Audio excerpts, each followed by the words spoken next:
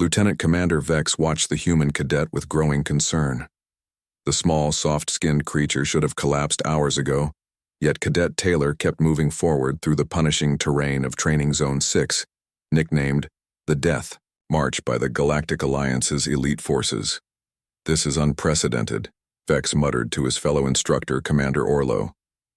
Their scaled skin glistened under the three suns of Rigel Prime as they monitored the final stages of the test from their hover platform. "The human should have failed at Checkpoint 3, Orlo agreed, mandibles clicking in agitation. "No non-Dravian has ever completed the course." Vex's compound eyes narrowed as he studied the data streaming across his tablet. "The human's vital. Signs are concerning. Heart rate elevated but stable. Temperature regulation functioning within acceptable parameters. Muscle fatigue present, but not debilitating." "Impossible," Orlo hissed. Yet the evidence trudged before them, one determined step after another. The Alliance had reluctantly admitted humans to their military academy 5 cycles ago, viewing the species as physically inferior, but politically useful. Taylor was the first human to qualify for the Elite Ranger program, much to the amusement of the instructors who had placed wagers on how quickly the soft creature would wash out. Now, as the human approached the final checkpoint of the dreaded Death March, a 100-kilometer trek through shifting desert sands, toxic marshlands, and razor-sharp volcanic fields while carrying standard combat gear, that amusement had transformed into uneasy bewilderment. "The human hasn't consumed nutrients in 14 hours, Vex noted with growing alarm, "nor taken more than the minimum hydration breaks." Taylor stumbled over a particularly treacherous outcropping of crystallized glass but recovered with a grimace. The cadet's face was streaked with sweat and grime, uniform torn in several places where the caustic atmosphere had eaten through the supposedly impervious material. Yet still, the human moved forward. "Should we terminate the exercise?" Orlo asked, mandibles clicking rapidly, a sign of extreme agitation among his species. This was meant to be impossible for them. "We cannot," Vex replied. "The protocols are clear. Any candidate who continues to make forward progress must be allowed to complete the course." The Death March had been designed by the Dravians, the Alliance's premier warriors, based on their homeworld's most punishing terrain. It was a rite of passage for their own kind and a virtually insurmountable barrier for other species. The handful of non-Dravians who had completed it in the Alliance's history were celebrated as exceptional specimens. And now, a human, from a gravity-light world with temperature variations of less than 100 degrees, was about to finish. 4 kilometers remaining, the automated system announced. Taylor's pace had slowed to little more than a shuffle, but it remained steady. The cadet's face showed pain, but something else that confused the alien observers. A tight-lipped expression. That might have been satisfaction. "I've accessed the human's biological database," Orlo said.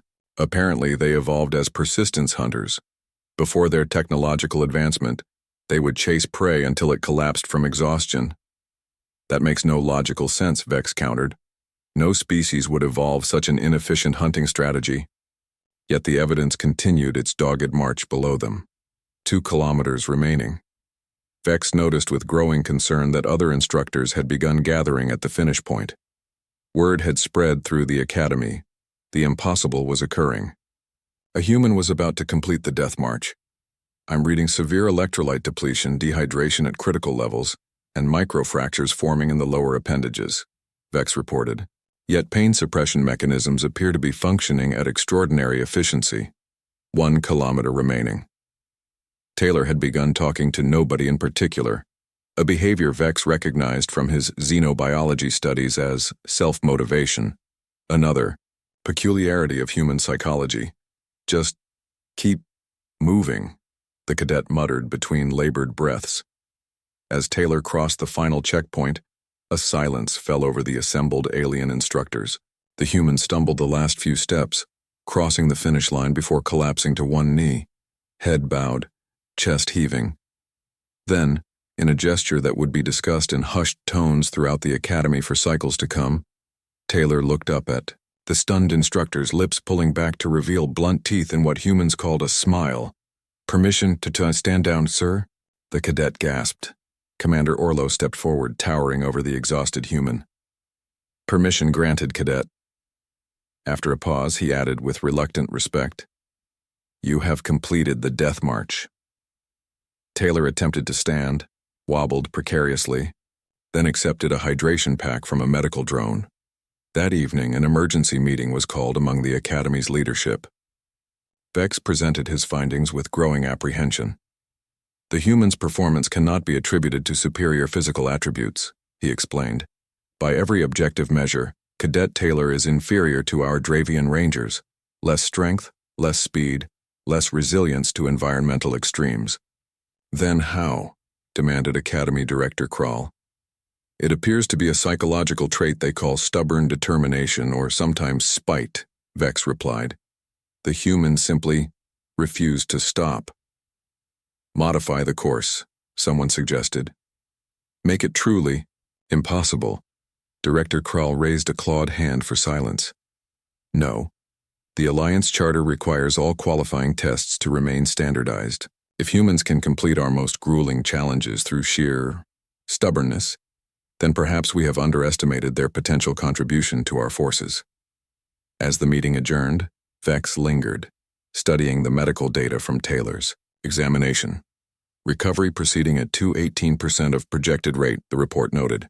Cadet requesting permission to resume normal training schedule tomorrow. Vex closed the file with a gesture that, had any human been present to observe it, might have been recognized as profound unease. In the barracks, blissfully unaware of the concern rippling through the Academy's leadership, Cadet Taylor slept deeply, already dreaming of the next challenge.